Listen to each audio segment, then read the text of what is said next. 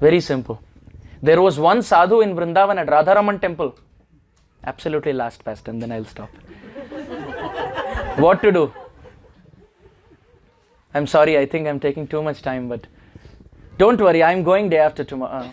Wednesday morning, yes, I'm leaving, so nobody will go beyond time like this. Last, I'm just begging. Only in our family can we discuss all this. Outside world, you cannot discuss all this. Outside world is ready to slap us, left, right, center, and make us forget Krishna. Only when we find our near and dear ones can we discuss Bodhayanta Parasparam. So this sadhu who was reading, who was at Radharaman, he would read Srimad Bhagavatam for Radharaman ji, deity. For Radharaman ji, he would read Bhagavatam. He read Srimad Bhagavatam for Radharaman every day. He would read, just no audience. Radharaman deity, and he's sitting and reading Bhagavatam for Radharaman. He read like this for so many decades. He became old. He could no longer see. At one point, Radharaman came in the dream of the pujari and said, how many days you will read the same pastime? Move to the next pastime. He said, I don't know, somehow the bookmark comes back to the pastime. I don't know, you are the one who's keeping it.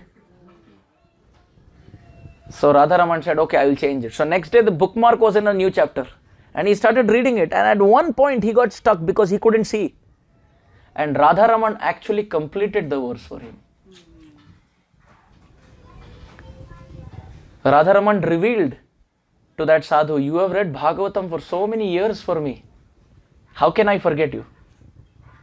So don't worry about any audience. Our preaching starts with our deities.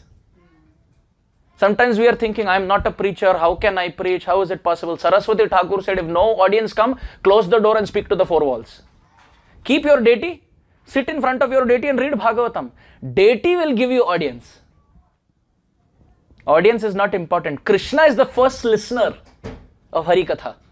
He is the first listener. He never misses hearing Hari Katha or Hari Bhakta Katha. He likes to hear about his devotees. So let us take advantage of the Srimad Bhagavatam. Those who don't have Srimad Bhagavatam, it is my request, before you go home, get yourself a copy. And let a day not pass by when you have not read Srimad Bhagavatam for your deities. In this way you read for yourself.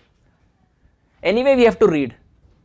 But if you read loudly for your deities, you are attentive and at the same time you understand.